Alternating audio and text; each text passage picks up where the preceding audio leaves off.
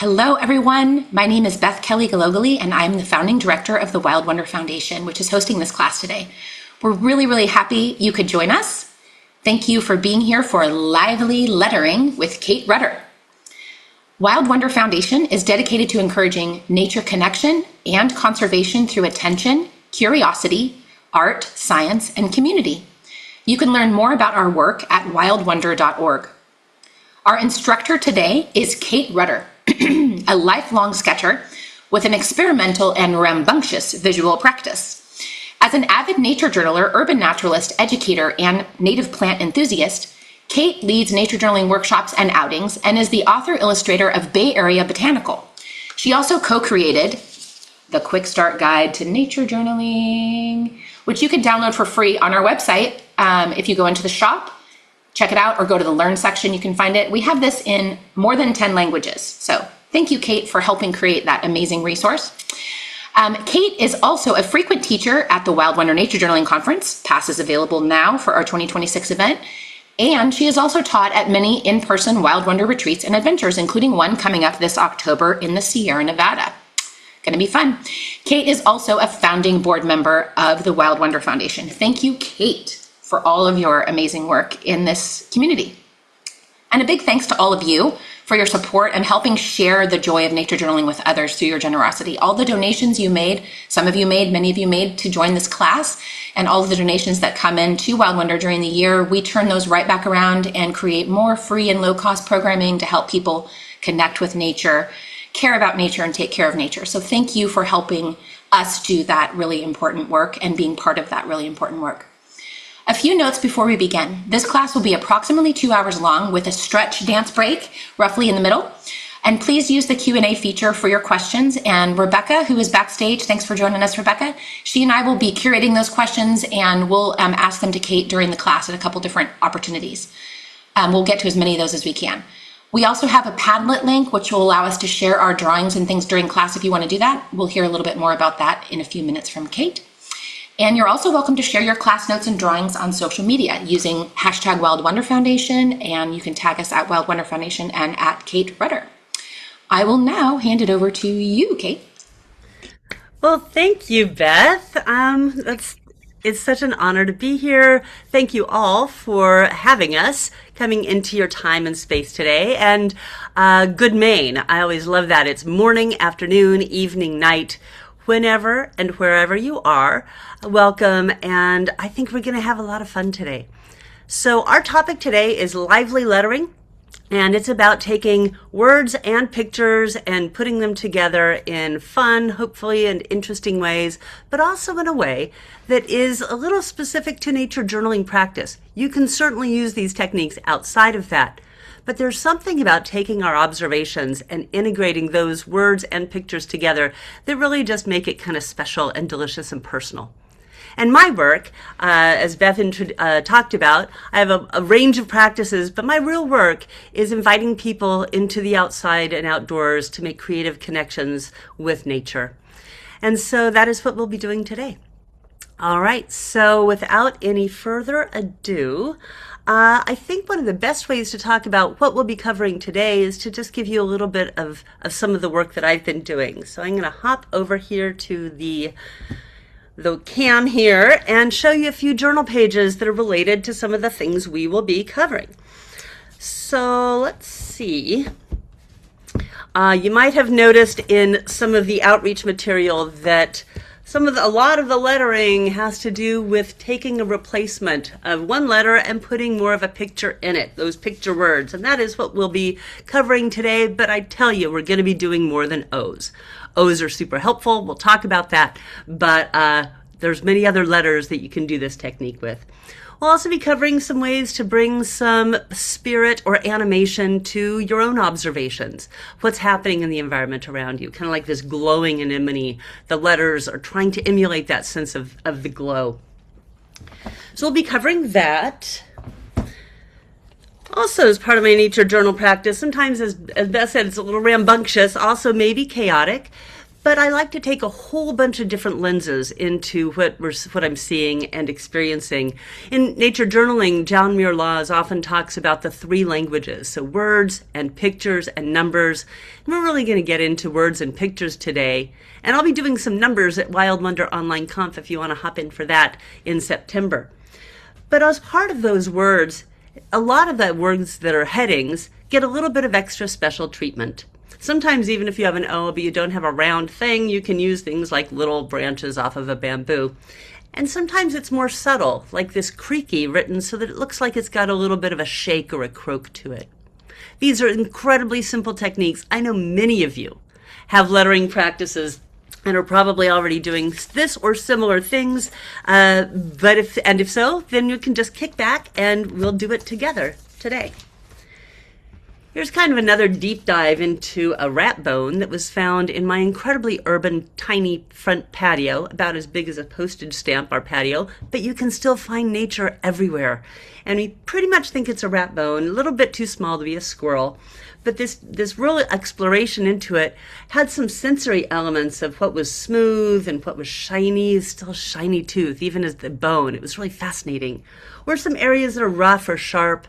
And rather than just drawing or writing the description in, using some of this animation around the words helps bring those to life in a personal way. That's also fun.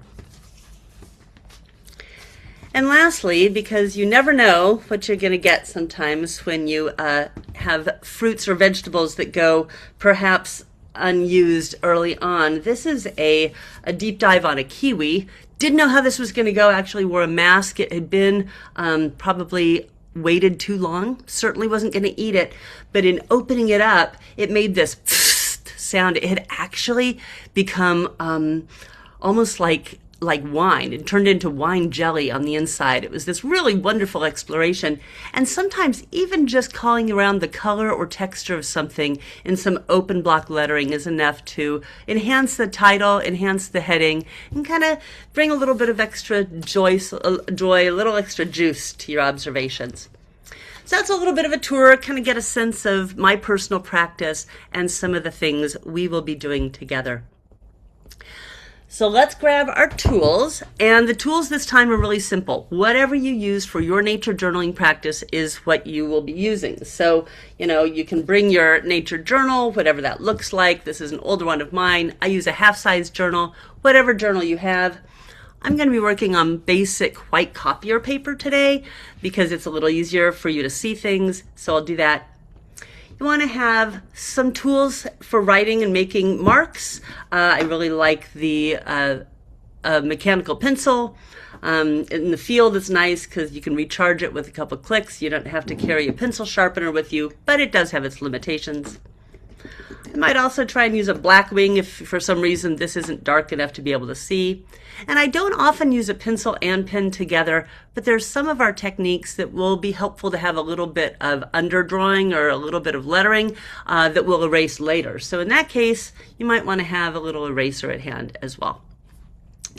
As for pens, I'm a big fan of the black brush pen by Tombow. It's a Fudunosuke extra hard tip, and that's really fun to use, a good juicy line. I might also hop into a Sharpie here and there just because it's a little easier to see on screen.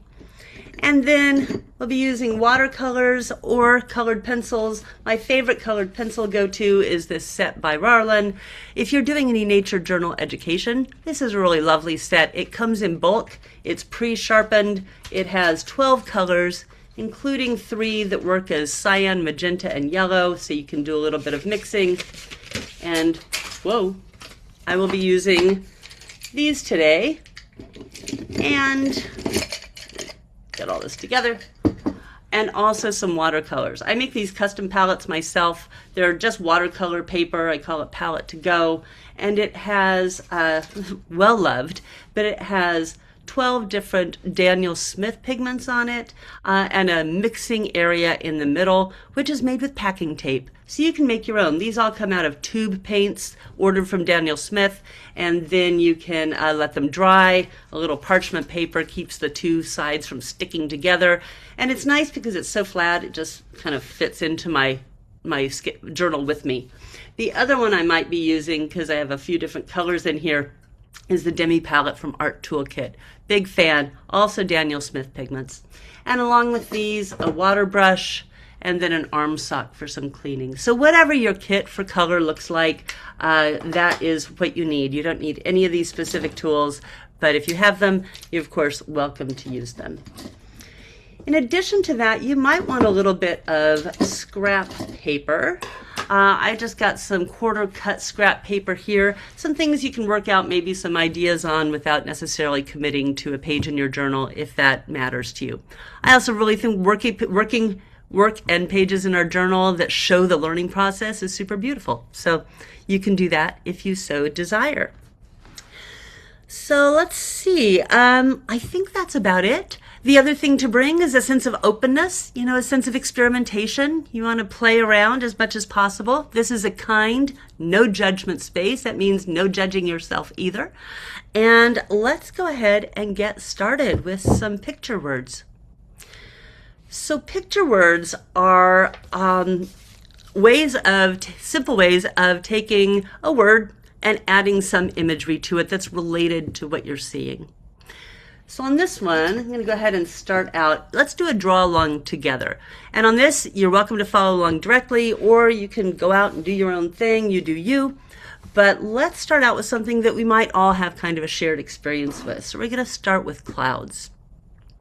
And I'm going to go through 9 simple ways that get increasingly complicated that you can use to expand or enhance a written word.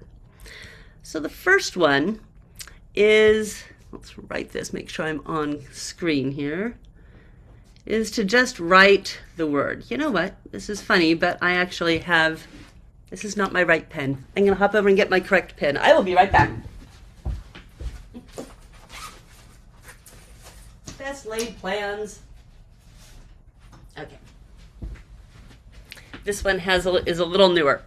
So you just write the word. Let's just write the word cloud. And the first step is maybe you could just draw some pictures near it. These are more symbols of clouds. If you're observing clouds, you can get a little more specific. But boom, there you go. Picture word already. The second is you can actually touch the word and the picture. So let's say you have a cloud. You can kind of integrate it a little bit more, maybe add a little bit more specificity to the cloudiness of that. Can affect some legibility, so be thoughtful of it, but it's a little bit more integrated than this. The third one is you can make a frame out of the image. So if you have cloud, you can surround the whole thing, maybe even emulate some of the differences in these letters, kind of shape that with that. And that gets really fun if you use this, which is the last tool I'll discuss, which is a gray marker.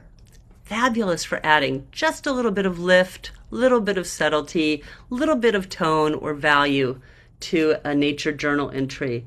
And just by giving that just a little bit of shading, it starts to pop off of the background and look a little more like a cloud might. So you can make a frame if it's appropriate. Not everything works all the time, and we will talk about this. The fourth one is you can do a letter or a character replacement. So we are lucky because cloud has an O. So in writing it, we can make the O into a cloud shape. Ta-da! And there you go. Again, your legibility is going to be affected by this, and we'll talk about specifically letter replacements and some tools you can use to make wise choices, or at least legible choices out of that. So where are we at? We're at number 4. Number 5 is looking at color. And to do color, it's helpful to have an open block lettering style. And what I mean by that is that means that there's space in the way that you've drawn the letters so that you can fill it with something like color, or what we'll do next, which is pattern. And open block lettering styles can take a while to practice, but if you do them frequently, it kind of comes over time. But a good way to start with that is to just lightly write out the word. Give yourself a little bit of space in between. I know that's really light on the camera. That's intentional because we're going to be erasing this. So give yourself a little bit of that. And then you can trace around those shapes to make nice chunky open block letters. Put that little counter, that's a typographic mark in there. Another reason that's good to give yourself a little bit of pencil guidance here is this is the stage where you're going to start writing words with incorrect letters. You're going to make typos. I don't know what it's called when you write them by hand. But if you're going to misspell a word, it's going to start when you're focusing really on how the word is written instead of what the letters are saying. So it's an old trick for letterers to give yourself a little bit of guidelines within that. And then after you're done, if you've done it lightly, you can just erase that away. All right, so now I've got our open letters, so it's available for any kind of color that we might do. I'm going to grab the colored pencil. Maybe not do all of it blue because clouds are where you don't see the sky.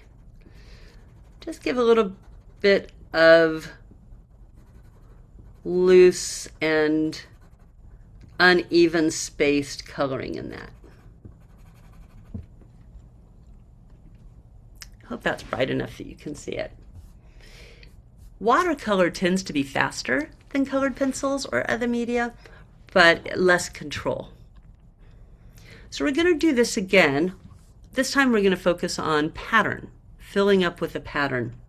And on this I'm going to make two slight differences. One, I've already got this right above here, so I don't need to draw in my guide letters.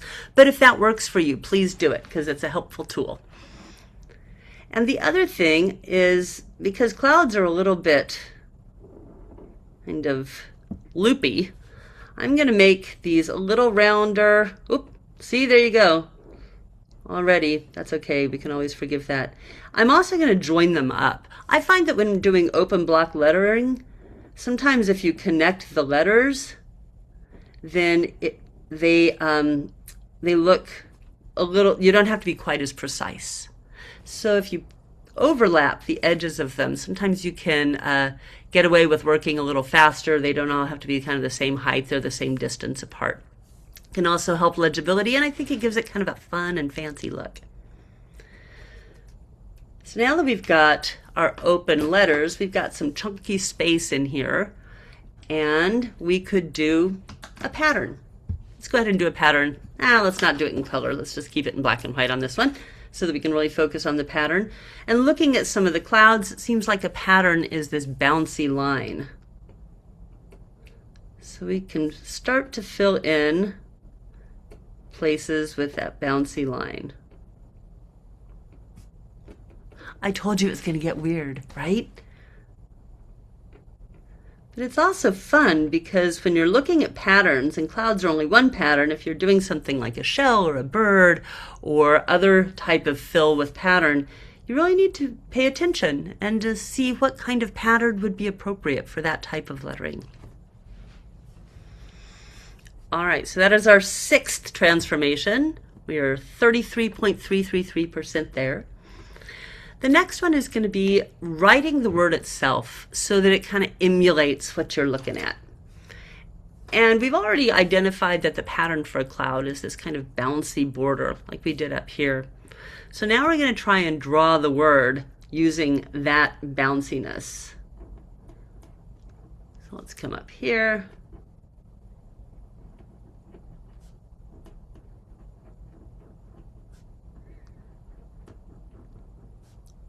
This is where your legibility might also start to be affected, especially with a D that looks suspiciously like an O when you start rounding it off too much. So if you prefer and you want something that feels a little bit more legible, you can also use this technique, but in an open block letter approach.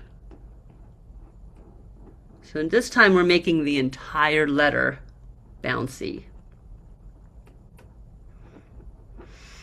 This might also be a good time to give yourself some guide letters because it's very easy to miswrite the letters when you're focusing on the visual display of them.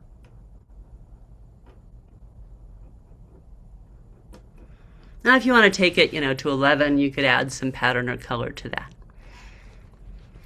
And lastly, second to last, we're at 8, is what kind of attributes might this word, this subject have that you could integrate into the letters by writing them differently? So what are some of the things that clouds do? Is they, scud across the sky, they kind of sweep, they form, they disform, they're atmospheric, they're a little, sometimes they appear and disappear. So we can try and emulate that in how we're doing the drawing of the lighting, of the lettering. So we're going to kind of draft off of this idea, but maybe is blowing, kind of coming together, kind of maybe wisply falling apart. See, there you go. You got to keep your mind on the letters that are happening. Even a little bit of a broken, a lost found line, so it's not all solid, can give this sense. You can even add some maybe marks around it. Give it a sense of movement, which is appropriate for clouds. All right, we're at the last one. You might have noticed that this took a lot less time than this, and a lot less kind of deeper attention. And so this one's going to be kind of, if you really want to take it not to 11 but to 12, the last one is make a scene. And this can be really beautiful at a field practice because you can use it as the header or as the title of a page or a nature journal entry that kind of gets back to the feeling you had when you were doing that observation in that environment. This is especially good for big things like mountains and vistas and ocean views and clouds, things that have a lot of scope or a lot of scape to them. Okay, on this one I'm going to give myself a little bit of guide writing because I don't know how this is going to go. So we're doing the whole scene here. So I'm going to write cloud lightly in pencil. I'm going to imagine a sky awash with clouds. Maybe, kind of starts out this way and drafting, kind of learning from what I've already done up here. I'm going to connect them together just enough distance that I can think that they'll still be legible, but honestly, the jury's out. You never know. So it comes around to cloud. Here we've got this upper part of the word. And now maybe it has some oomphiness, some bluster, some blow to the bottom of it too. We can come in and make the O and the D hollow. Maybe even add a little bit so that the U and the L have a little bit more of a foot to them. And now it feels kind of like it's an integrated element. But by adding maybe a vista behind it, little riverscape, maybe some faraway mountains, some squiggles showing a distant forest. If this is a marshy area, you might have some grasslands. Kind of depending on what you might be actually observing. It's a little harder to do this in a session like this because you'll need to pull in from your imagination on past experiences and you don't know really where we're going with this. But if you have a scene that you recently experienced with clouds that you think you can bust out in just about a minute or so, you can do that. It can be a city scene or an ocean scene. And to finish the scene off, you can erase those guidelines. And now let's take some color to it. Let's go ahead and use watercolor on this because we want this to have some vividness, a little bit more of a sense of an illustrative quality. So I'm going to pop open the palette over here. I've got a nice shadow. Well, let's start with blue because that'll help kind of define the scene. Juice up the blue. And then starting at the top, kind of trying to avoid those clouds, but no blame, no shame if it gets a little smeary. Working on computer paper is always a little bit humbling because you don't have hardly any working time. There's a lot of overlines, some wibbling up, but it's also fun because, you know, you can always just give responsibility to the paper. Precision is over,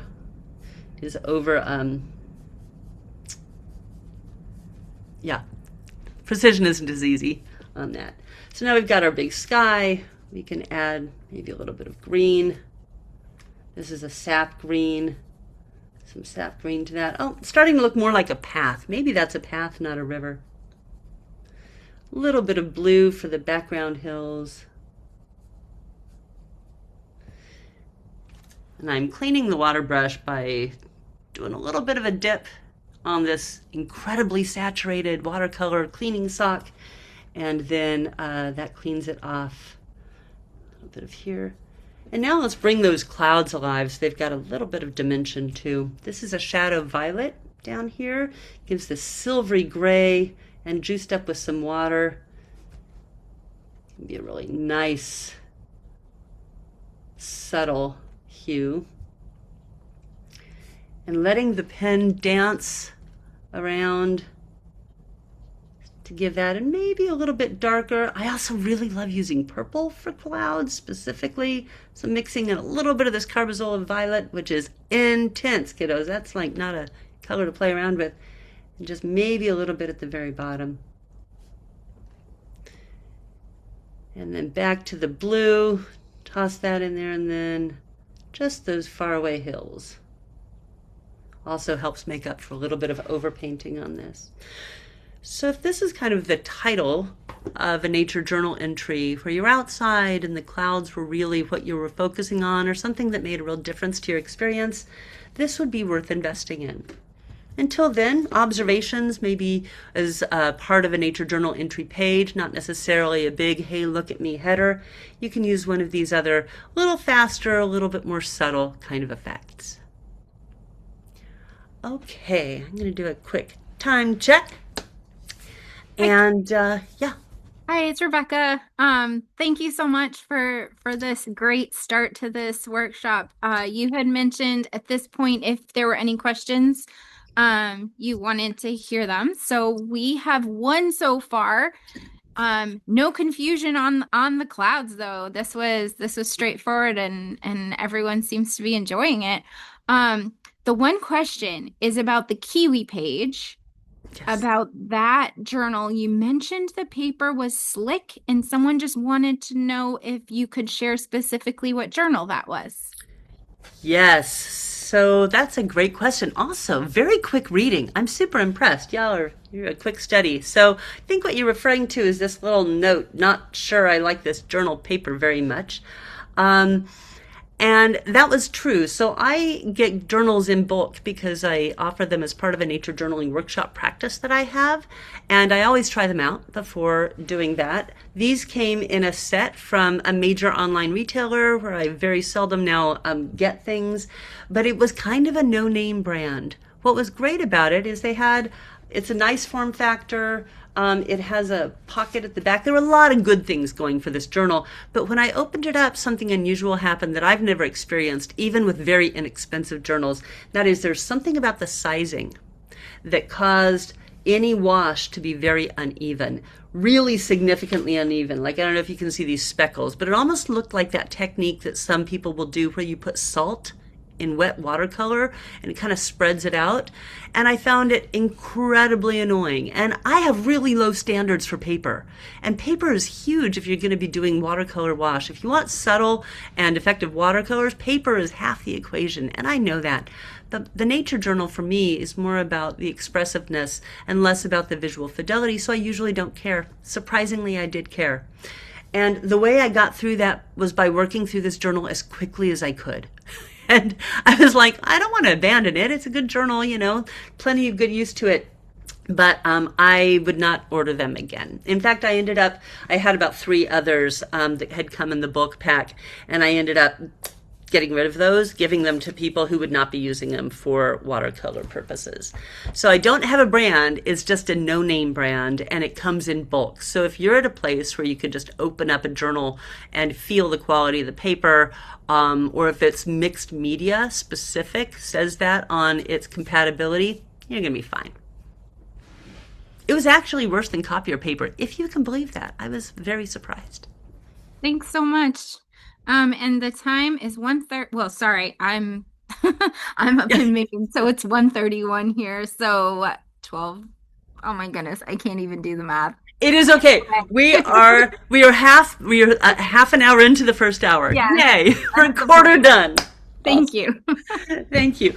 So this is a lot, and this is one thing. Maybe you want to do clouds in your nature journal. Maybe you don't. If you don't, then let's try and use these same kind of walkthrough principles on a different subject. But before we do that, I'm going to actually show you some examples about how these kind of take form in an actual nature journal practice, so that we know that we're not just kind of talking in abstractions, because all of these are techniques that I used a lot, and other people use them too.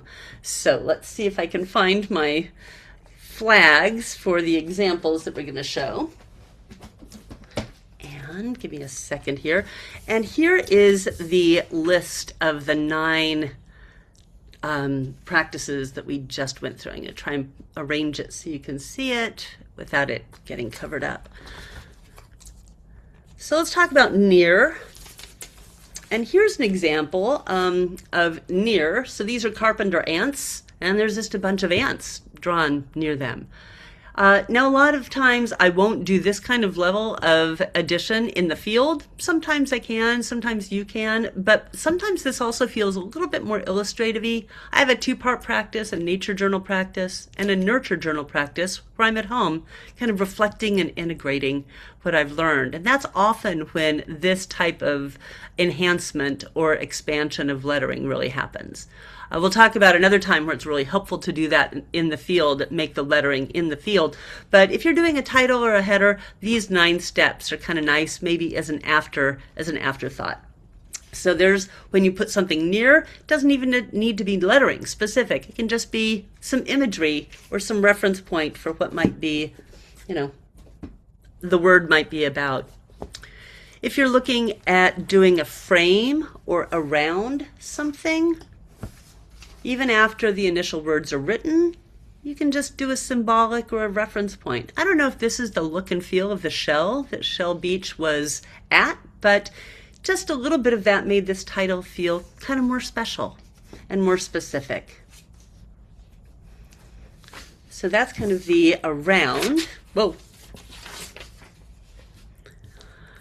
Let's look at the letter replacement. Oh, so many options, literally so many options. I think on that one, this is a pretty clear example. So you don't only have to do letter replacements, but if you have an O, use an O.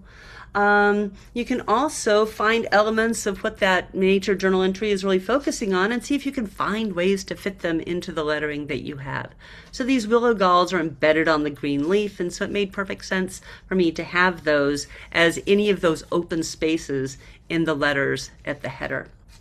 And then color just makes it gives it that secondary reinforcement, I would say. So that would be the letter replacements. There's also color and pattern, and you can combine them both. This is a very beautiful willow. It's a very special willow, a Salix integra, and it's kind of a shrubby, let me get this above where my head is. It's kind of a shrubby willow, but it had this amazing coloration and pattern that changed as the leaves were first in bud and first in burst, and then as they transitioned and got older, they changed their hue. They also changed the pattern. And the pattern and the hue was really what caught my eye and invited further exploration. And so that was what happened in the open lettering. We're not going to cover this foligraphy, but anytime you have open space in the body of your letters, you can look at an opportunity to put color or pattern in there. And it doesn't have to just be one choice. You can have it all. So this lettering kind of mimics the integration over time of these different patterns or the development of the different patterns. So what's near? Oh, the line work like the subject. Yes. Let's hop over to this one. This one's a little funky. This was up in the Sierra with Wild Wonder on a retreat. There's all of these trees that grow bent because of the way the snowpack affects them. And another nature journaler, Deb, was like, oh, you got to see the kinky trees. I'm like, I am there for some kinky trees. And this took a lot more mental space than I'd expected. And it's not as legible as I would hope, but it makes me laugh. And hopefully it would make you laugh too, because the way that these trees were growing was just so delicious. How could you not celebrate that?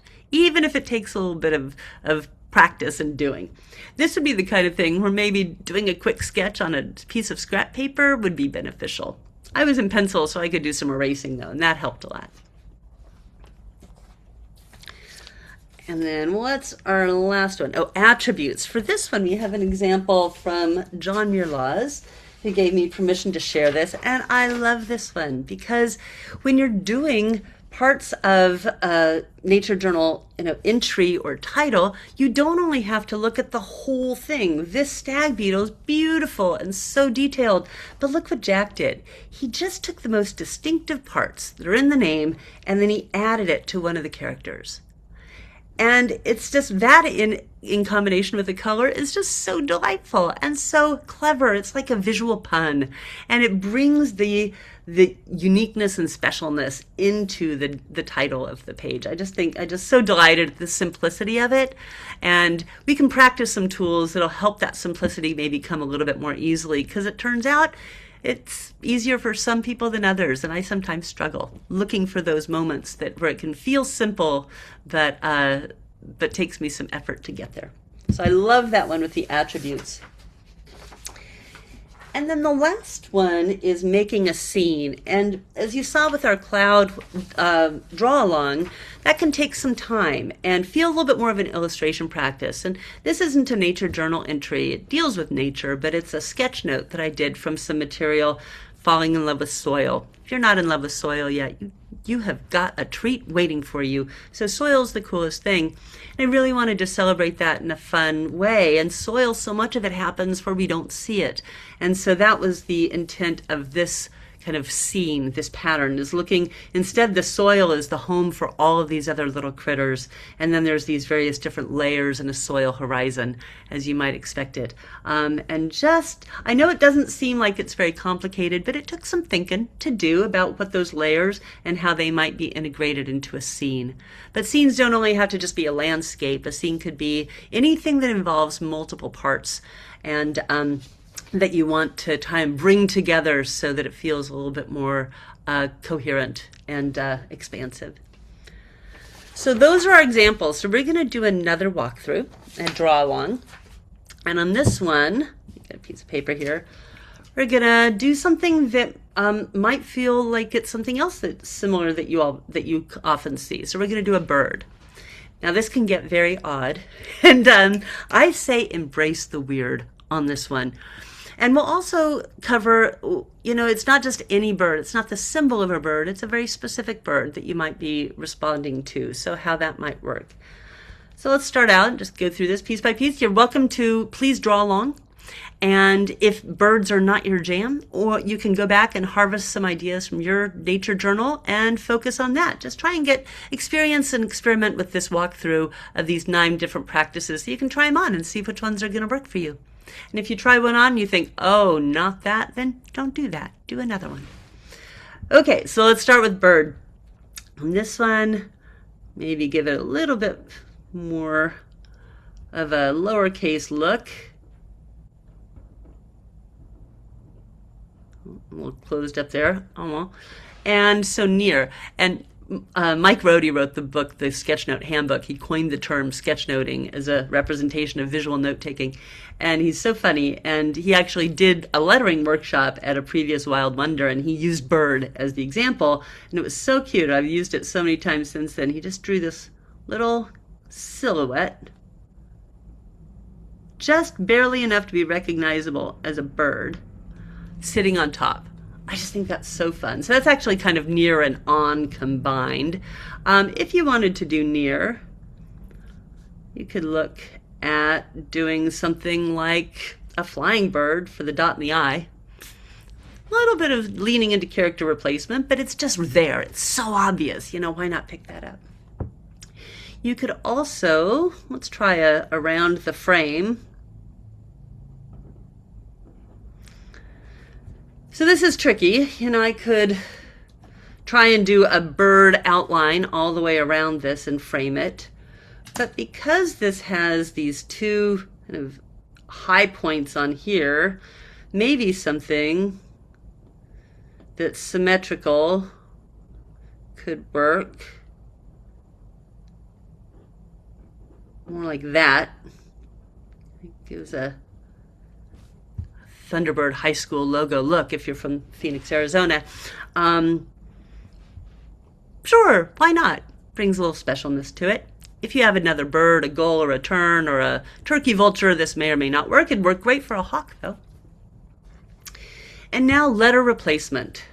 So with letter replacement, the choice of your characters is going to make a difference. And for this one, I'm going to suggest you grab a little scrap piece of paper.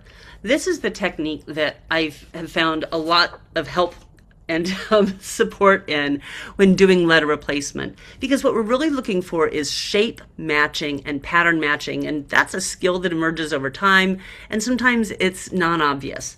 So one of the first things I'll do when I know I want to do a pattern matching for a letter replacement is to write the word I'm focusing on in lowercase and in uppercase and in mixed case. I usually will do it in print lettering. I won't do joined up lettering or cursive or foligraphy, but you can. Totally. I don't want to kill your buzz on that. So now that we've got bird, we can think about either the bird that you're specific to, or let's just go ahead and use a symbol of a bird on this one. So if we can use a symbol of a bird body, often looks like this, maybe a little bit of a smaller head. There's also birds that fly. Yes, you can use the V just like we did in early years. Totally appropriate bird flying view. Birds also have other things related to them. They have nests, kind of a simplified nest. They have eggs. They have feathers. So giving yourself some quick sketches of things, you can start to look and say, are there similarities between any of these shapes? Cover that up so it's not distracting. And maybe there is and maybe there's not. But you might find that the bee, or let's say you have a tall bird, if you're near a shoreline, you have a tall bird that kind of looks like a pennant and a football and a tall leg. That's kind of a symbol for a tall bird, like a crane or a heron. Maybe that's kind of similar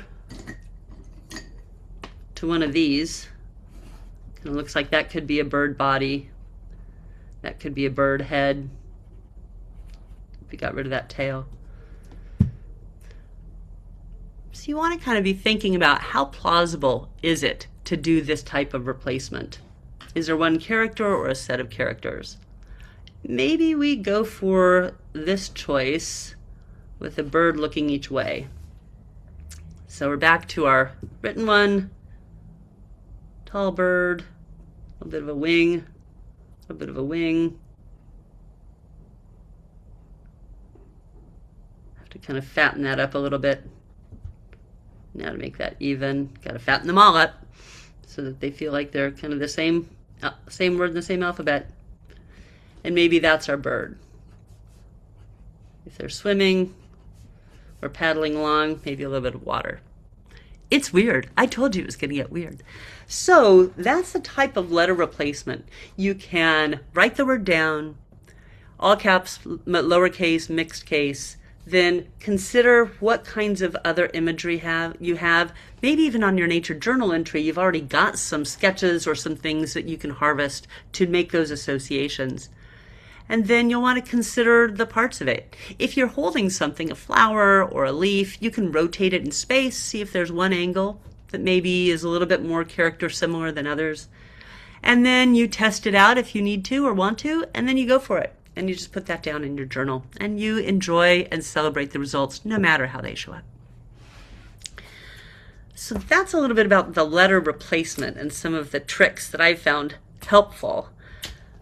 So our third letter replacement, or our third run through the picture words, is going to be kind of up to you, your choice. But we have a lot of people in this session, or you might be watching the recording version of it, and so it's going to be hard to do it via chat. We can't all voice in. So we're going to do one more round through this, and I've curated some items that we might use. If you have a nature item near you that you want to pick, or a previous item from one of your journals, I'd say go with that. It's always better to have that be a personal touch. But if you want to do a third draw along, we have some options. And our first option is, I'll tell you how we're going to do this in just a sec. Our first option is going to be flowers, or a flower. So if you journal with a lot of flowers, you might want that one. We also have some leaves. I love the plants, so we've got some leaves. We have some seed pods. We have some shells. We have a couple rocks. And we have a potato.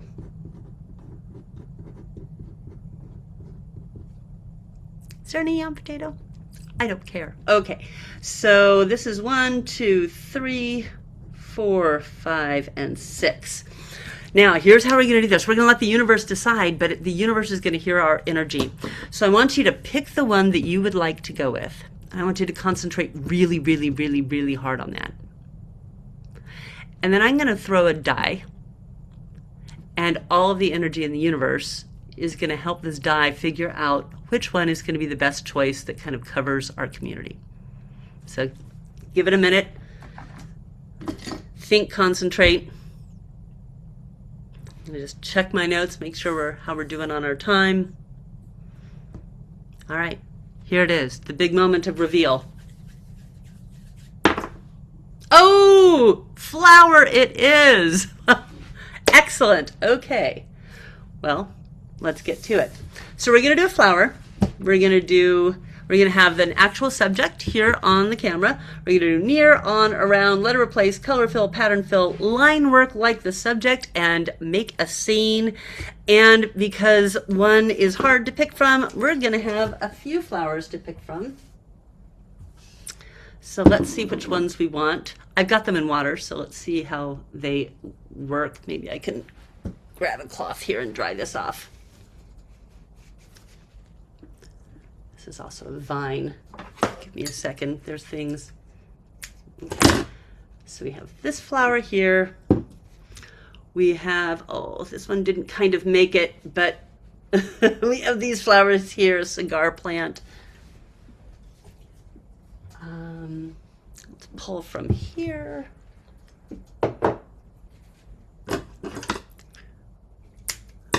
We have this beauty. We have a sticky monkey flower, which come in pairs, so we're going to get both of those. And then we have a fortnight lily. All right. Well, that is some pretty color. That's a nice thing on a summer's day. But you'll notice many of them have that traditional O flower shape, but some of them indeed do not. So you'll have some experimentation to do on that. Now from these, you can pick any one or multiple ones of them. You're going to be working on your own on this. I'm going to be working also on our own. I wish we had a little bit of background music, but I didn't plan for that, darn it. And over time, I will, oh, little bug, I will pick some of these up and kind of just rotate them or look at them so that you can kind of get a sense for how they're structured in case that letter replacement shape matching is helpful for you.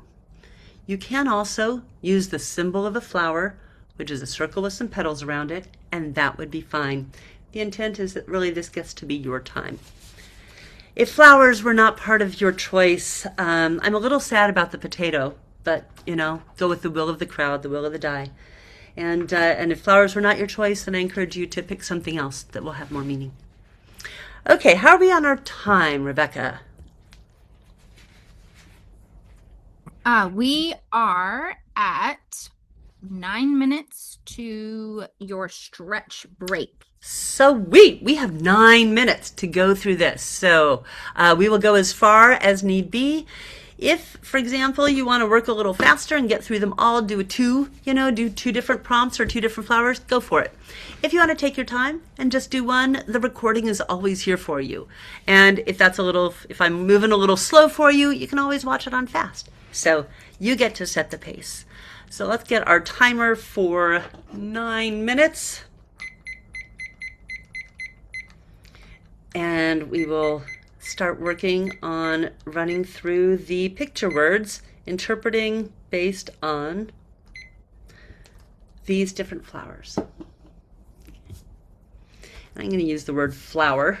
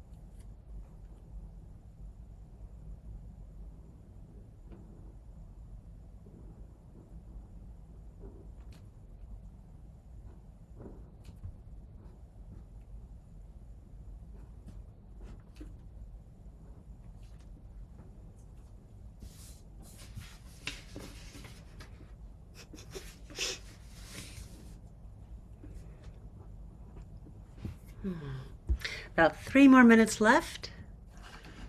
We'll get as far as we get. You're doing awesome. This looks so good. So fun. It is. It can be a little bit of a mental workout.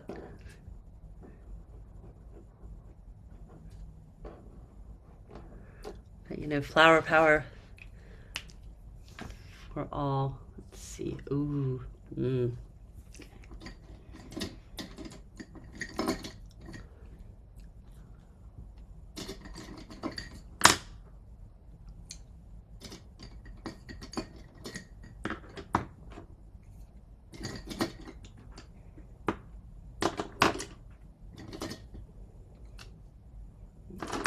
So let's do this.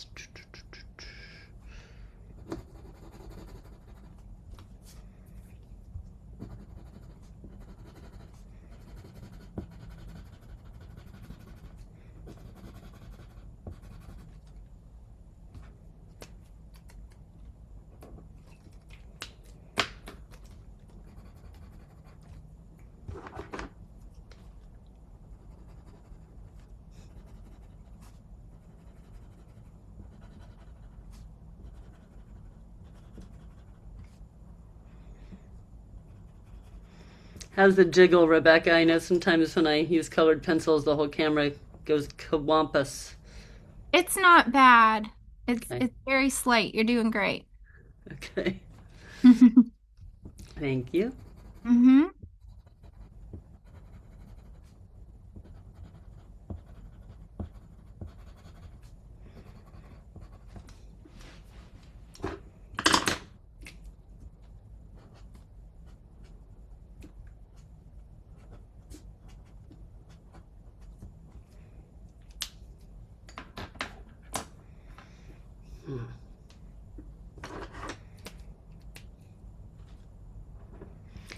Oh, I have 1 minute. I want to both do line work and attributes. Maybe I'll just hop ahead and have to do attributes.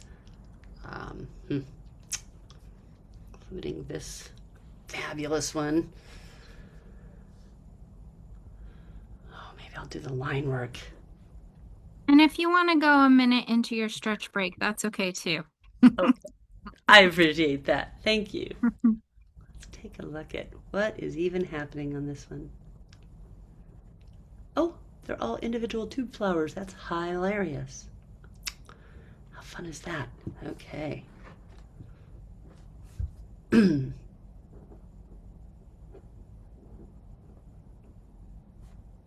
Oops. This would be a good one to have some.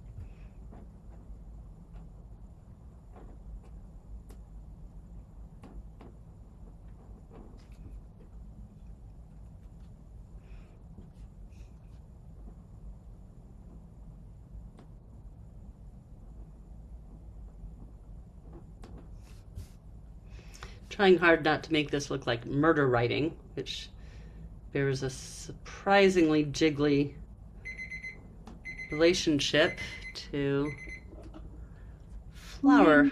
petals. There we go.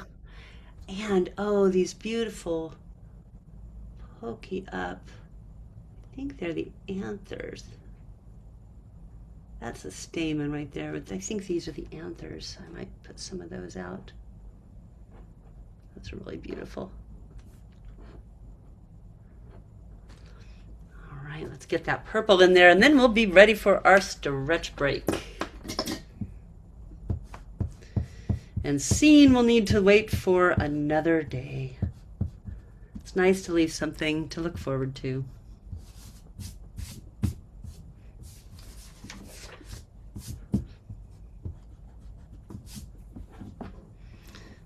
can get a decent match on that color. There's a lot going on here.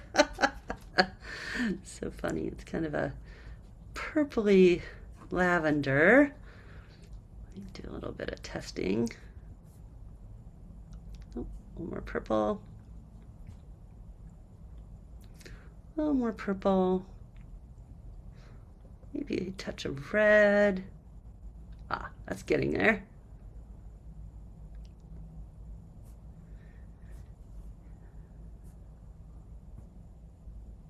All right, we are just about to wrap this up. More purple for the outside. Maybe a hint more blue, so it looks a little different. Brighter blue maybe. Okay, that's what we're going with. Dancing the brush around those petal forms. It's kind of a lovely way to celebrate any unique petal or bracts or whatever's going on with a plant. All these are not created equal, and often on a plant there's some that are just really differently shaped, even on the same plant.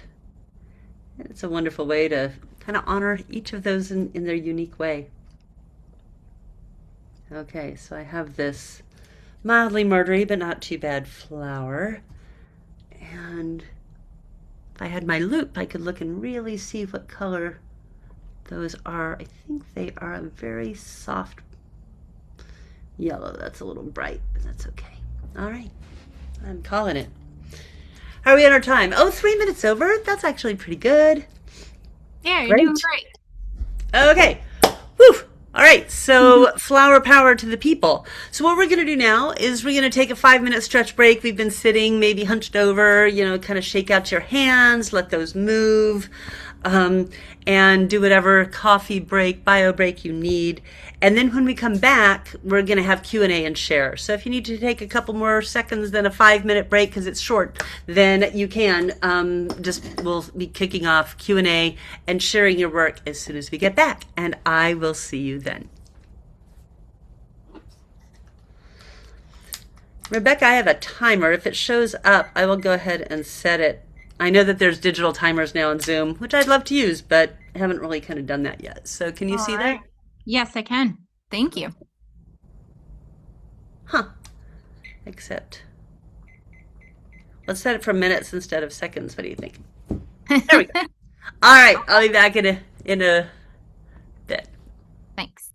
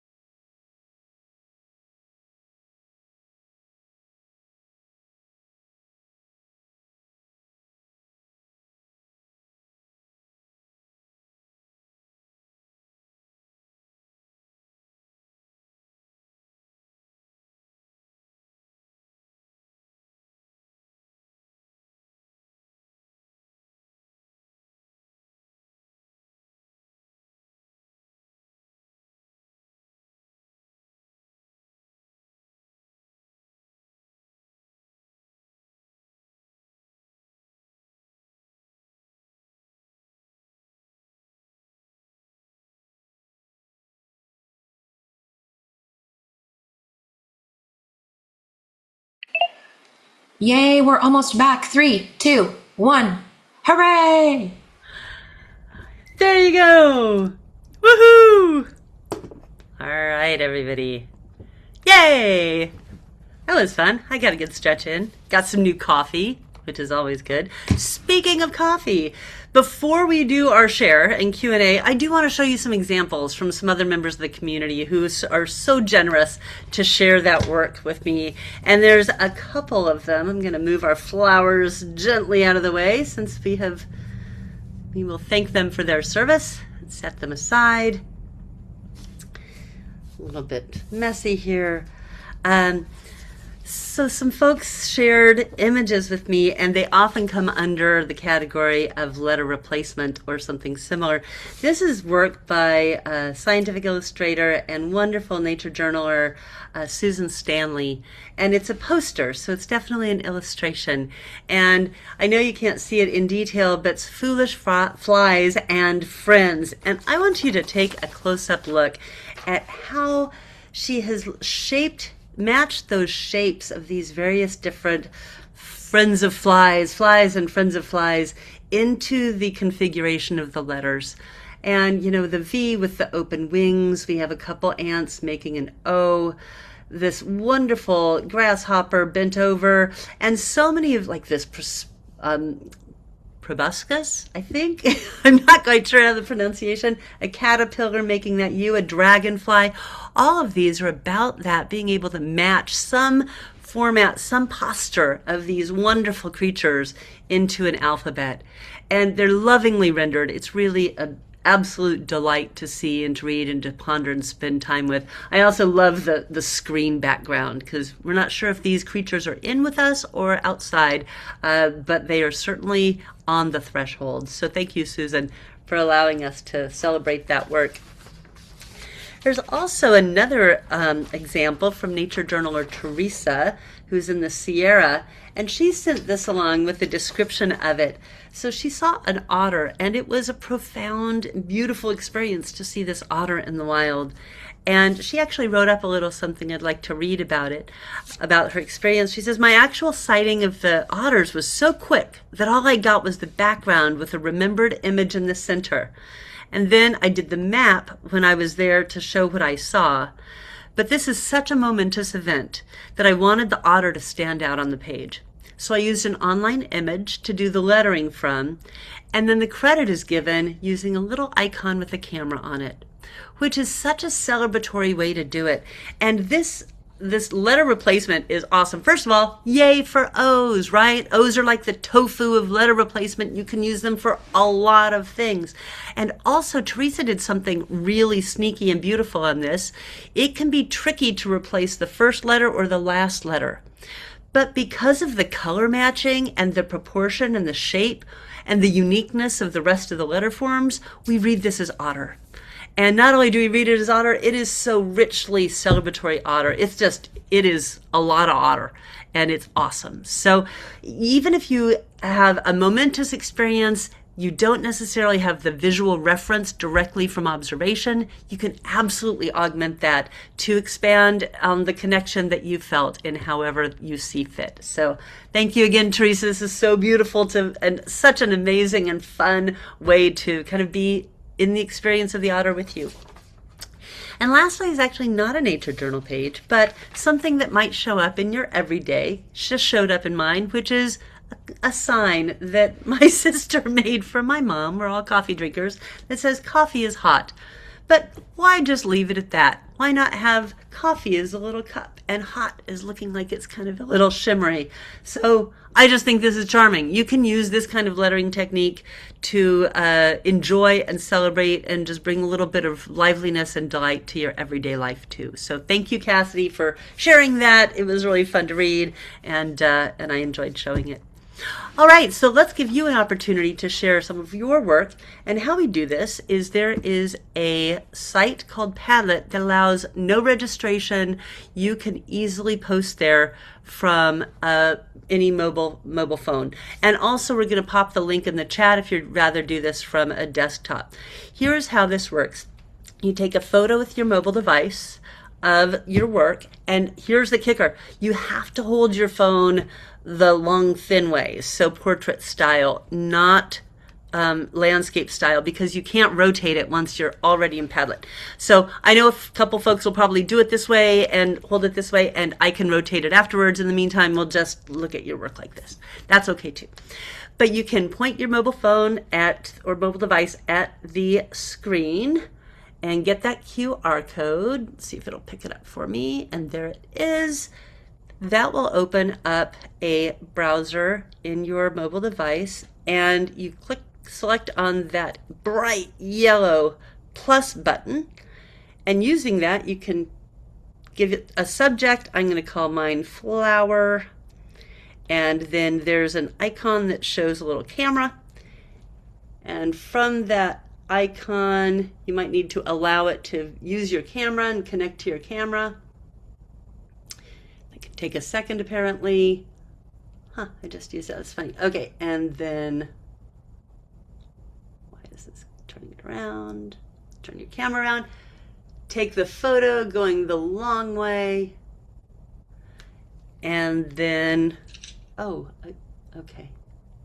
They've changed some things in Padlet. It is not as simple as I had hoped. I'm going to it gives you a countdown, 3, 2, 1. Apparently they do a lot of selfies. And then save and submit. It will ask you for an anonymous thing, and then it should appear. And there we are. We have them appearing as we speak. So that's going well. Oh, people with your flowers and your acorns and your clouds. Sweet. So if you'd like to share, go ahead and do the flower walkthrough we did. If you did your own activity, that is also cool. And I encourage you to do the clouds as well. So anything that we've done to date, or if you have other examples from your past practice and your own lettering style that calls to mind or would be meaningful for others to learn from, please post it. This is an all-you-can-post kind of time. All right, so we've got some Q&A. What questions do we have, Rebecca? We do have some Q&A, and some of them are kind of what you just showed us. So one question was about focusing on 1 or 2 letters as opposed to using all the letters with the subject. And it's really neat that you showed us that otter example, because I think that was leaning into that question. The person asked an example would be using the O as a flower or an L as the stem. And then the otter did that. So do you have any more to say about that style of fun lettering where you use just a couple letters? Yeah, so this would be the letter replacement. Absolutely. So that is going to be, hang on, I'm not doing the hand and head. So that would be any letter replacement that you have. And a lot of the outreach for this event was about letter replacements, but it shows up a lot. This is like the otter. This is an example from a very recent nature journaling experience I had. I might add color. I might not. It depends. I do go backs all the time. But on this one, it was Queen of the Night. And because the specific way of the plant form was growing, this beautiful looping element here was a pattern match to the cue. And that was pretty apparent. So that was something that was easy to do, or at least more direct and a little bit more obvious to do. So yeah, letter replacements. And sometimes, like, let's say you have raccoon. Those 2 eyes are just begging to become the bandit mascot for a raccoon. So look for not only just 1 letter, but 2 letter replacements. But all of that is kind of part of this principle right here. So yes, picture words, letter replacements. That's good stuff. Nice. Okay, next question. Could you explain a little bit more about foligraphy? Yes.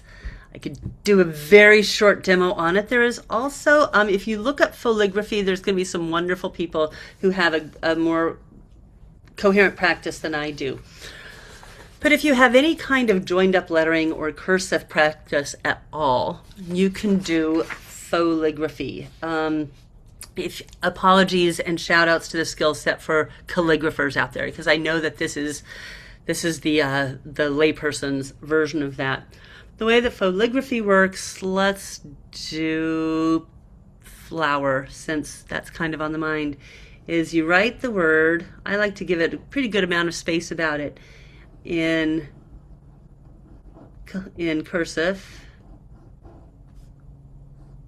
Even my cursive is not 100% cursive. And then every time you would make a downstroke, so imagine you're rewriting over the top of this, so you have up and then down, and up and then down. Every time you have a downstroke, you make that stroke thicker. So down, this one's coming up, I'm gonna swing over and bring that down. This O is coming up, but then it doubles back, comes down, W comes up, straight down, up and down a little bit, over, across, that's kind of not up or down, down around the E, just a little down around that R, and a thicker down around the R. So what that does is it, in a pseudo way, emulates that heavier brush stroke that you get when you have an actual brush pen, or a water brush would do it too.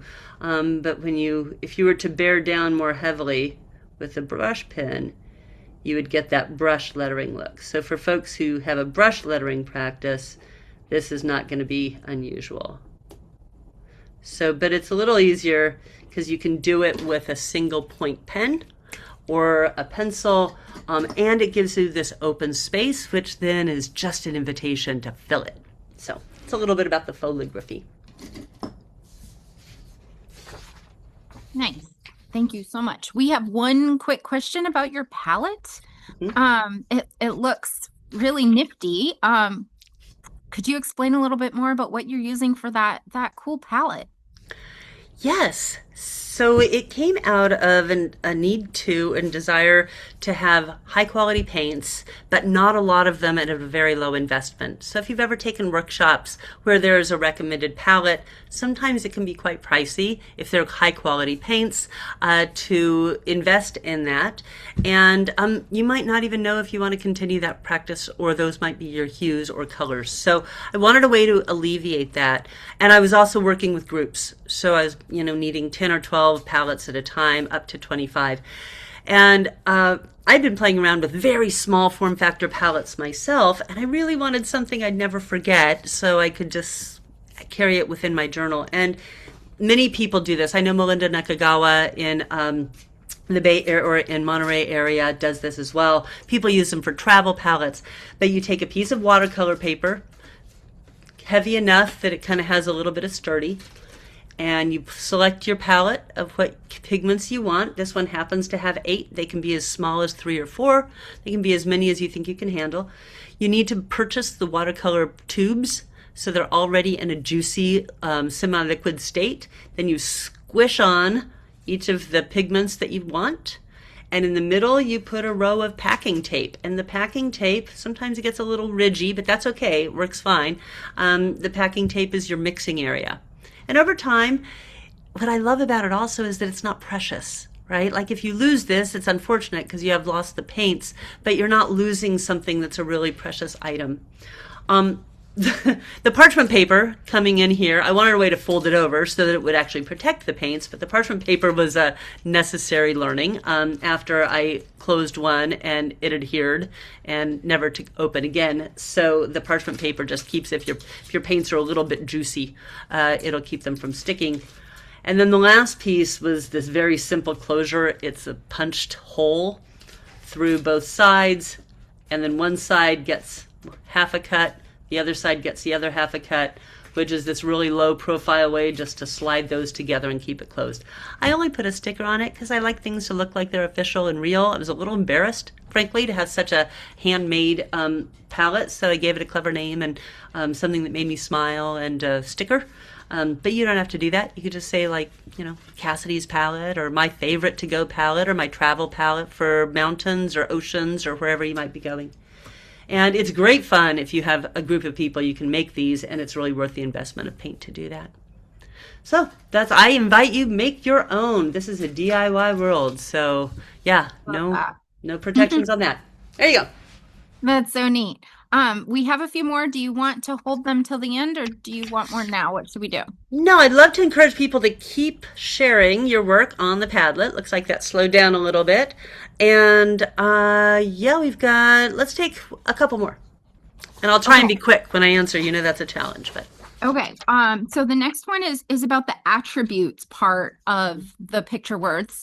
If someone's having trouble getting into figuring out what they can use for attributes based on what they're looking at, how do you have any tips for that if they're having a hard time thinking of how to take those attributes and turn them into visual attributes?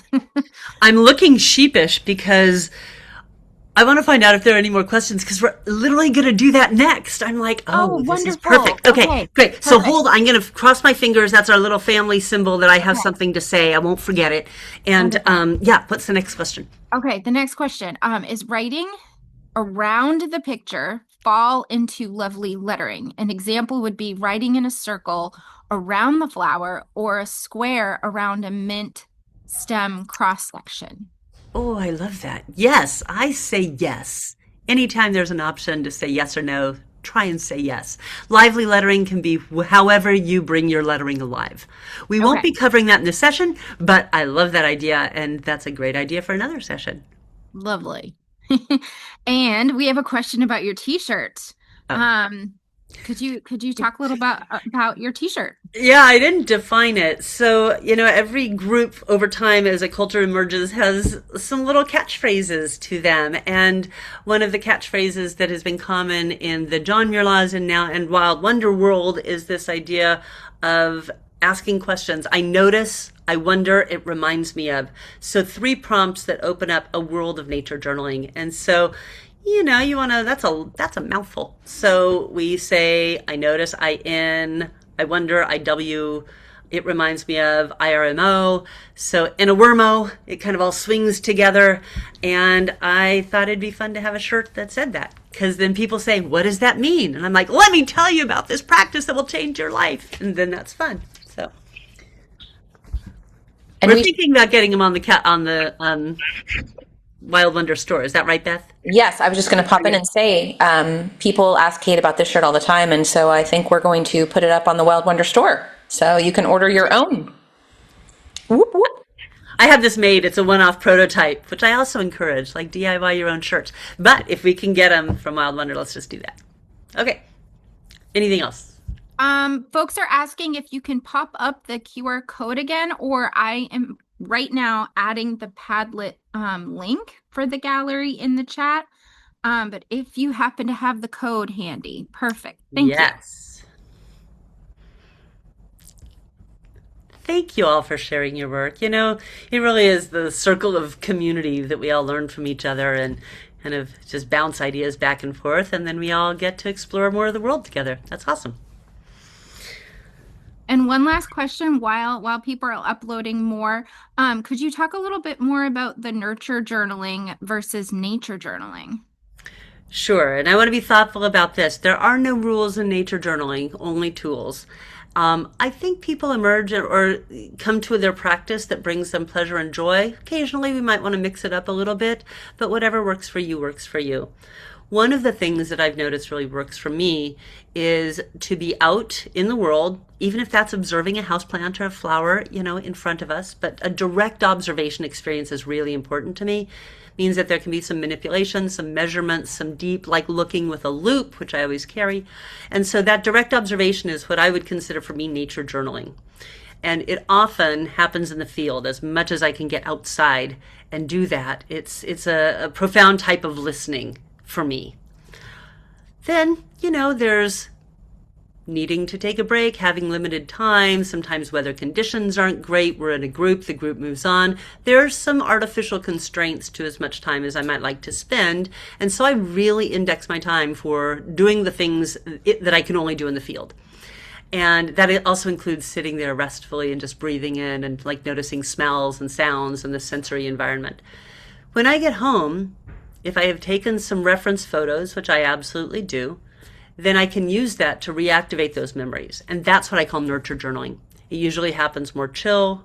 It happens over a longer period of time. I do go backs in my journals all the time. I might even go back to a journal entry a couple of years before and just spend some time with it. I'm starting to mark that down because I like to know what's done in the field and what's not, but I have no blame, no shame for not finishing something in the field. For me, a nature journal practice is an ongoing practice. It's not a close the book. Other people really feel a sense of anxiety around like not finishing in the field, and so they plan their work so that they can do that. And I love that. I love that all in the field practice. It's not my practice, and it can be your practice, but doesn't have to be. So that's the nurture journal action. Beautiful.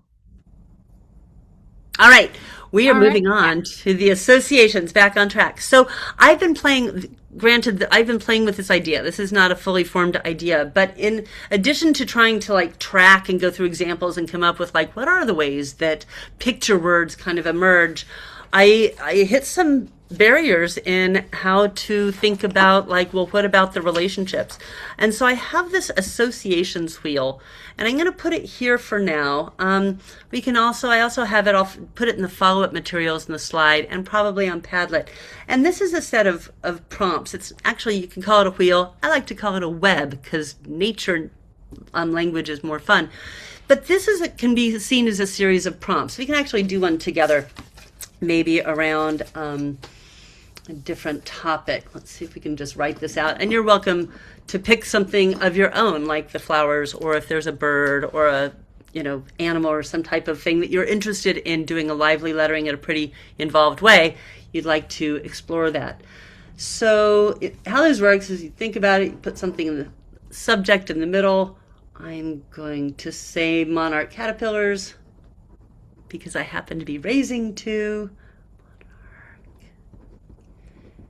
And then go iterating just through these questions. So what are the shapes that happen? Well, they look like little worms. There's also this kind of pattern or shapes of their various different parts. So I might draw a little sketch of it. And then what textures are going on? I hadn't really noticed the textures. I might want to spend a deep dive on those caterpillars and try and get some texture action going. But if you have something that has texture, you would write that down, or maybe even, give it a little bit of a visual note if it has some textures and bumpiness to it. What size is it? And size is helpful because if it's a very small size, you can use small lettering. That can be a very direct relationship. So these little critters are tiny. So I might use very small lettering. Caterpillar, as long as it stays legible, which that probably does not. Then weight and volume, which is also interesting because it can help you make a decision in your lively lettering of how much space do you want that to take up. If it is a big, let's say a boulder that is wildly large in your nature journaling experience, it might want to take up quite a bit of real estate on the page. So these are very tiny, light, weight. They're very small. It's okay if these are non-discrete, non-explicit, that's fine. What kind of movement do they have? Ooh, that's an interesting one because we didn't really deal with movement. We were dealing with more static subjects. But if you're dealing with mammals or animals or weather conditions, you're going to have a good amount of movement. Or even plants growing over a longer period of time. So you can describe what kind of movement, what kind of tempo. So these little creatures move around and they also inch. They kind of scrunch their way along. Here's where you might have some rich fodder, is attributions and parts. And if we go back to the stag beetle that Jack did, he could have selected maybe the elytra, the shell, I'm still learning my terminology, or some of the legs of those little hilarious footsies and done that, or even part of the under part. But these are distinctive parts of this beetle, and so that was a good choice to do here. And so by just brainstorming what attributes and parts you have, you might find something you might have overlooked. Like it might not be the petal of the flower, it might be the stamen, it might be the anthers, it might be the bracts or how they join to the stem. It might be something very subtle that you choose to celebrate on that. And in fact, there's an example, I don't think I'm going to pull it because I want us to move on to making things again. But what attributes and parts might there be? Well, let's see, on this we have the head, we have the antenna, if that is indeed what they are called in monarch caterpillars. We have the segments. And that's interesting, segments. So if I were to do caterpillar, I might not do a shape at all. I might just make the letters striped like the segments. That might be interesting.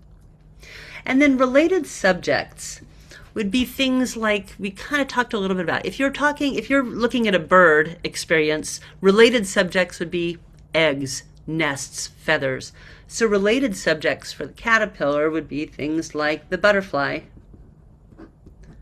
or milkweed,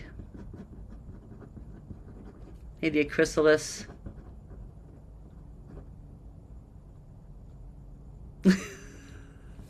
No judging on spelling, etc. So this will help you. This is also really, really good, kind of rich fodder.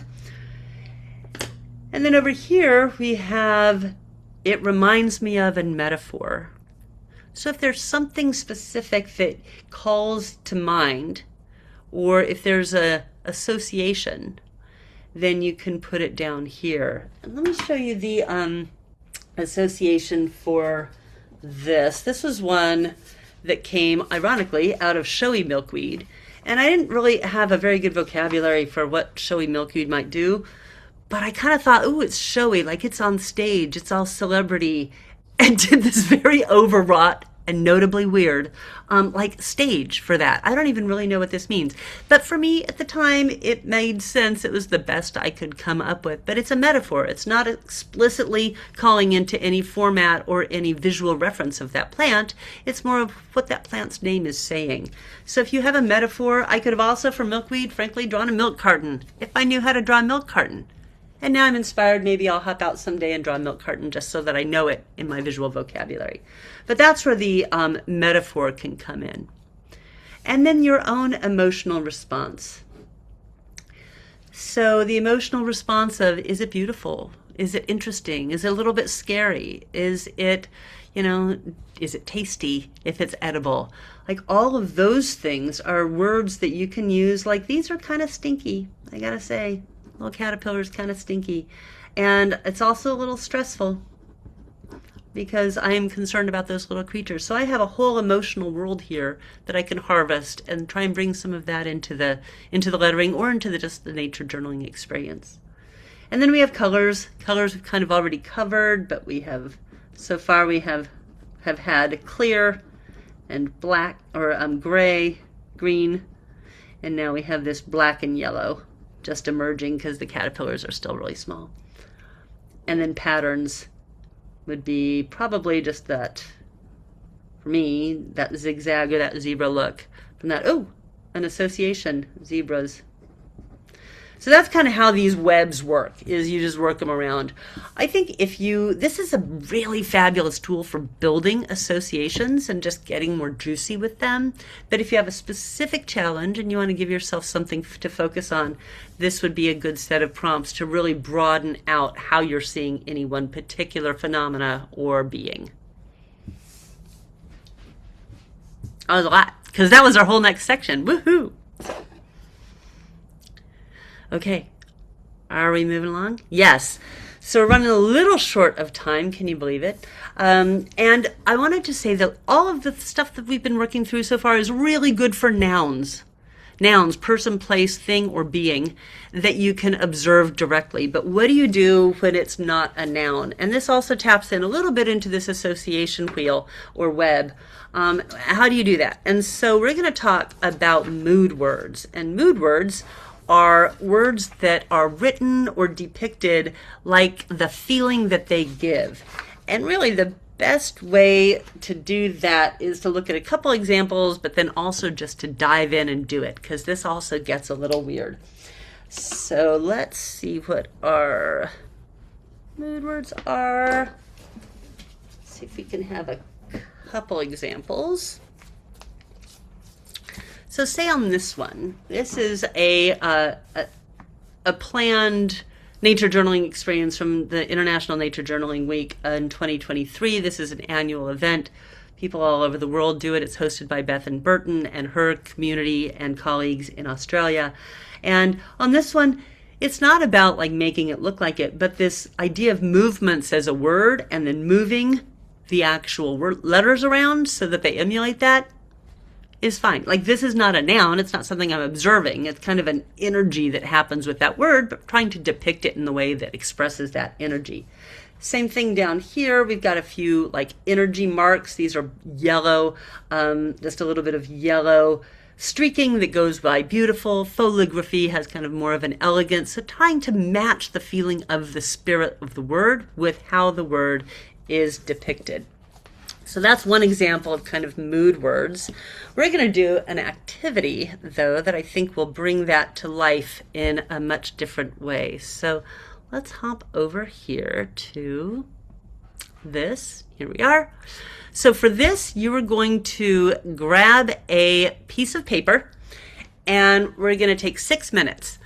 And I'm going to show one word a minute, and you have 1 minute to see if you can write or somehow draw that word in a way that gets at the feeling of what the word means. The more I over-explain it, the harder it gets to understand. So I'm going to stop there. Do what you can. Know it's timed, but you've got a whole minute, so that should be a good amount of time. We're going to do 6 of them. There's 3 examples kind of on the slide right now where you can see solid looks really, heavy and really rocky or built. Whisper is really loose and very flowy, and windy kind of looks like it's just about to take off, especially a cold wind. So get those hands ready. We're going to do this on the sly, which means nobody's going to see anybody else's words as they emerge, and then we can share them on the Padlet afterwards, and that's always a lot of fun just to see how much breadth and diversity there is. All right, so we are jumping in to the mood words, and we are going to start with word number 1 for 1 minute, and here we go. And the first word is hairy. Hairy.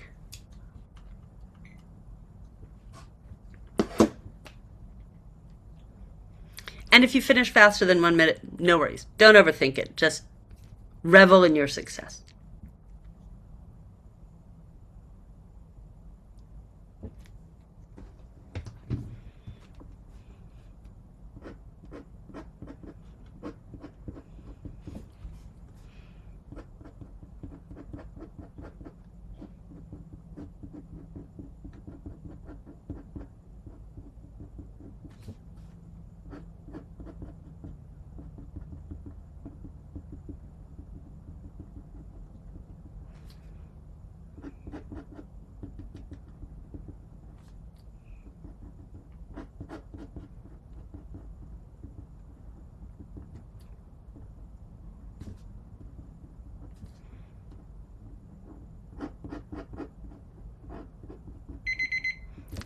Right, that is our time. Our next word is fast. Fast. You probably don't even really need a minute for this, but do it anyway. If you want to make a couple of iterations, you totally can.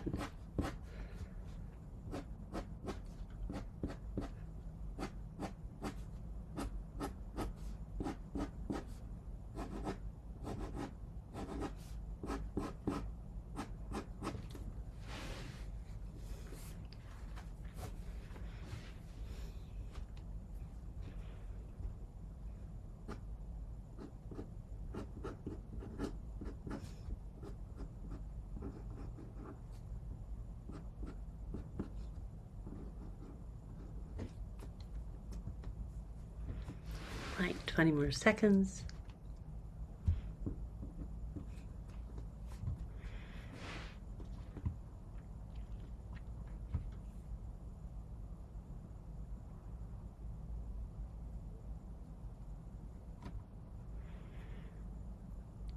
All right, that is our sound of done.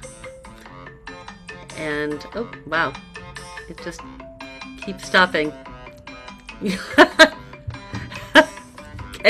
Keep going. I'll try and work on my alarm. The next one is climbing. Climbing. So that's actually either an adverb or adjective. So that might be a little trickier. Give it a try.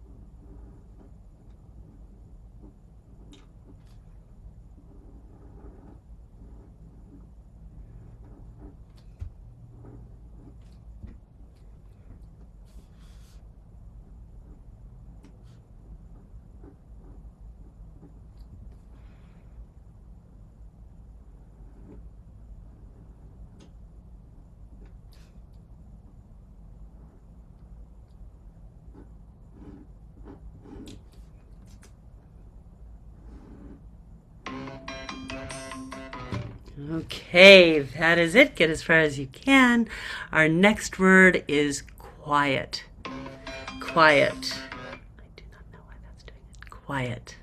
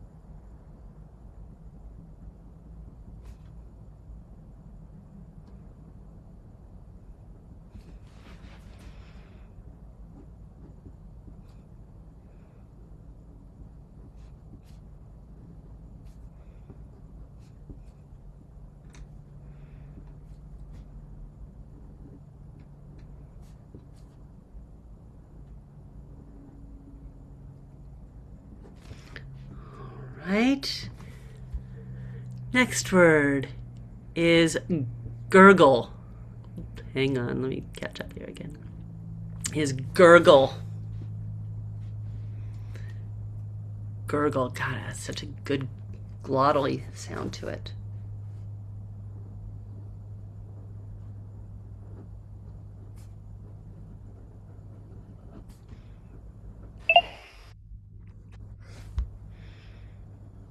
Just a little time check, Kate, that we were aiming for sharing in Q&A around now. Okay. So. This is our last activity, so once we are done with our last word, we will get right to it. Thank you, Beth.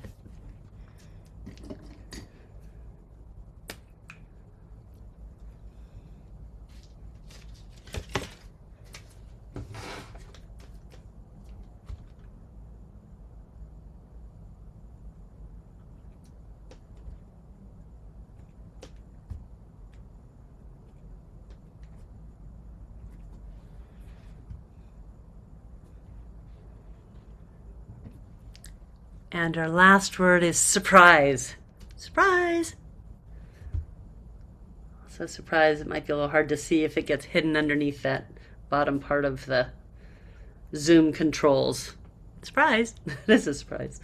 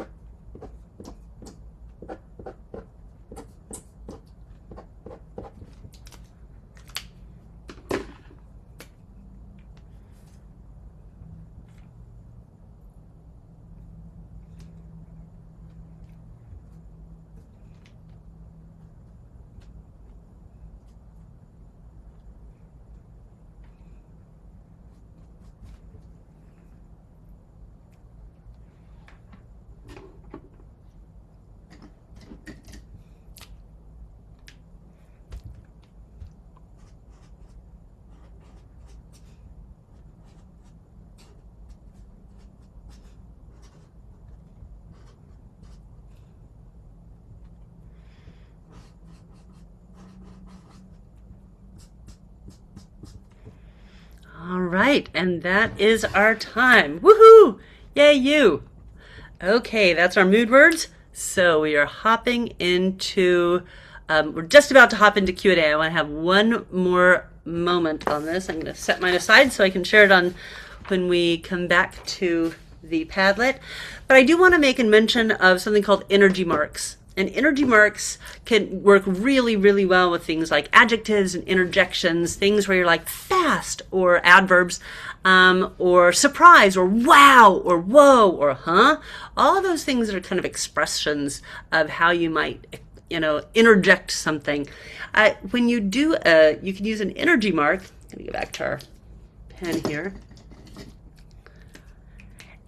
And they're often used in comics, so you might find yourself being surprised by something, First of all, any kind of punctuation that brings some energy is also lively lettering, but you might add a couple of eyes and face to it, right? Maybe even some energy marks of a halo. So really common ones are halos for things that are sudden, surprising, bright. You can use sparkle marks also for bright, but this is great for things like shimmer or shiny. You can use speed marks if something is going fast. Kind of give these flying whisks around it. Something's moving or jiggling. And on this one, let's see, we have let me see, I do want to show you an example on this one because it's good. Where's the, well,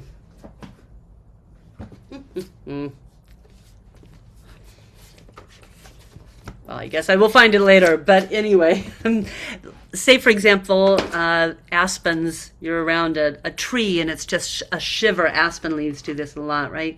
They kind of swing off and they're so shimmery. And you can use shimmer marks like this, or you can put little jiggle marks around them so it looks like they're moving. Even a caterpillar, if you have some depiction of something in your nature journal that is moving, you can give it a little bit of these shiver marks and it looks more like it's moving. So those energy marks are not quite full visuals, they're almost like visual punctuation. You can totally use those, and those are very, very helpful. All right, let's come back to questions, and then we'll be very close to our closing comments. So, and in the meantime, it would be wonderful if you could post your mood words on the Padlets. So, yes, questions. At this time, Kate, we don't seem to have any more new questions from the last Q&A. So if anyone does have questions for Kate, please pop them into the Q&A section. And also, I added the Padlet link in the chat for you to share any new work that you have. Okay, we have one that just came in. Someone wanted to know more about your background in nature and training, and I know we have all of your website and social info, so I provided that, but they're wondering if you might add a little more. Sure. I came to nature late. Nature called and I answered. But I started my practice, sketching practice very early. I've had a long-standing visual and sketching practice. After college, I was an art major, ironically, and because I didn't use that for years. But I maintained that sketching practice, and I was in technology. So I spent a good 25 years in a career called user experience design as it kind of woke up, went from information science, which is more library science, into information architecture. Web was waking up commercially right as I was coming into the workforce. San Francisco Bay Area was a good place for that. And so I spent my time listening and observing people to help make products, especially digital ones, work for them better. And I was teaching at that, and in order to communicate a world that doesn't exist yet, there's a lot of visuals that you need to do. So I spent a lot of time making pictures of ideas, concepts, models, etc., which I think helped hone kind of an abstracting mindset that I still enjoy, which you can see relevant in many of the practices that I've shared today. And then I tell you, life changes, right? Sometimes on a dime, sometimes with a pandemic. But I was teaching, and really, like many, I'd met John Muir Laws in about 2015, and I really had fallen in love with nature journaling, but I didn't really become infused by nature, a part of nature, until the pandemic, when we were all trapped inside, so locked behind a screen. I realized I'd been behind a screen most of my life, and so I went outside and went through the California Naturalist Program, which opened my eyes to so much. Volunteered at a native plant nursery, started a garden because they'd built a new community garden, which is a real blessing and a privilege that I am so grateful for, and really wanting to expand that connection. I didn't grow up with a lot of a nature practice when I was a kid. We were outdoors, but it was more of a suburban lifestyle. I went inside when I was in junior high. I didn't come out till I was 50. And I don't regret my life, but if anyone could get outside a little earlier than I did, I think that's a blessing. And so that is a little bit about my path. And I love making things visual. I think I've heard this from other members in the Nature Journal community. There's something about observing while rendering or noticing or mark making with a pencil or pen. It just helps me see and appreciate better. And that's really what I love about it. So on the side, I have a little bit of an illustration practice. I wouldn't really call myself an illustrator. I don't like that commercial world as much, but being able to make pictures brings such joy to my life and hopefully joy to others. So that's kind of my path. And then somewhere along the way, I made a book about native plants because I fell in love with them and made a lot of pictures and research about them. And then it became a book, which I self-published last December. So, yeah. Thank you, I hope Kate. that works. That's beautiful. Let's see. Oh, one question about the session we just did previously about attributes. How do attributes differ from associations?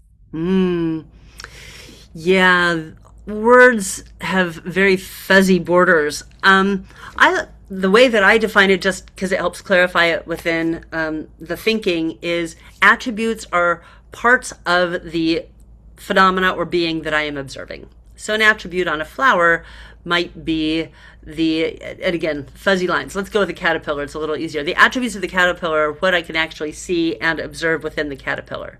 The associations would be maybe a different part of the life cycle than I'm observing, or a home or a roost or a residence or an environment or a habitat, or a companion plant, or something that often coexists, or potentially part of what was happening in the climate or the weather when I was experiencing a specific phenomena. So if I'm looking at beans springing out of the ground, it might be that was a sunny day. An association would be sunny, but the little coiled spring part that was springing out of the ground would be an attribute. The soil, for me, would be an association, but you could probably play it both ways. So I would say, rather than, if those two don't make sense separate, throw them all together as like the association attributes and just bundle them together and see if that inspires some rich thinking. Thank you. Amazing. Have people added to the Padlet? Let's see what is going on. Yes, a little bit. Let me see if this is happening. I think I might need to refresh. So let me refresh here. Hopefully that won't mess up the view of it. And I'm going to post mine because I was talking, so I didn't really get to do that. But these are mood words. Let me just sneak this up for the last minute. I think there have been a lot of permission changes for Padlet that now requires some additions. It's a kids tool. They use a lot in schools, so I think there's some things that have been part of that. So I will submit my mood words, see if those pop up. Are they going at the bottom? Oh my gosh, I just love going through these. So this will be up. Yeah, maybe Padlet's just having a little bit of a moment because I am, or maybe they're coming at the bottom. Did I set it for, was it the bottom? Yes, they're at the bottom. Oh my goodness, look at this richness. I'm gonna learn so much from y'all. Look at those gurgles. People, such cleverness. I know we are at wrap-up time. We have 1 minute left. I hope that you have a chance to celebrate and work on that Padlet and enjoy that. I just want to say thank you for joining us today. I've had a blast. I know Beth will follow up with the recording. We'll also have a PDF as a companion piece with some of these tools and some of the things that we worked, and a couple extra written tips that maybe we covered verbally if you'd like to refer to that. But I just want to say thank you from the bottom of my little inner wormo heart. I'm here and I'm so, so thankful for you. Hey, Kate, that was such a fun class, so joyful, so lively, as promised by the title. And we are so grateful to you for volunteering your time to teach this class today as a fundraiser for Wild Wonder. So thank you so much. That was so much fun and so many great ideas that were really simple and easy to implement. So super appreciate that. Thanks to everybody for coming. As Kate said, we'll email out the recording to everyone who registered within the next 2 weeks or so. And we'll include the Padlet link in that email as well, and in the resources that Kate wants to share. And just a reminder that the Wild Wonder Foundation hosted this class, so if you would like to make an additional donation, or if you didn't donate when you registered, you can do that. Thank you, Rebecca. She's on it. Just put the link in the chat. We'll also include that in the email as well. Even $5 or $10 is a huge help because it all adds up. All those dollars add up to more free and low-cost resources that we can create and give right back to the community. So just another reminder again for the Wild Wonder Conference. If you're watching this later, we also have a video pass. And so please check that out at our website. You can find that on our homepage, wildwonder.org. And let's see, please feel free to share your things from class. It'd be really fun if you want to post some of those on your social media, if you use social media, and tag us at Wild Wonder Foundation and tag Kate Rutter at Kate Rutter. And keep adding to the Padlet. Feel free. We're really excited to see all of that. It's so fun to scroll through and see all of the creative ways people are utilizing the things you taught today already, Kate. So thank you. Thank you. I think this is going to make a lot of Nature Journal pages even more lively. So thank you so much for your class today.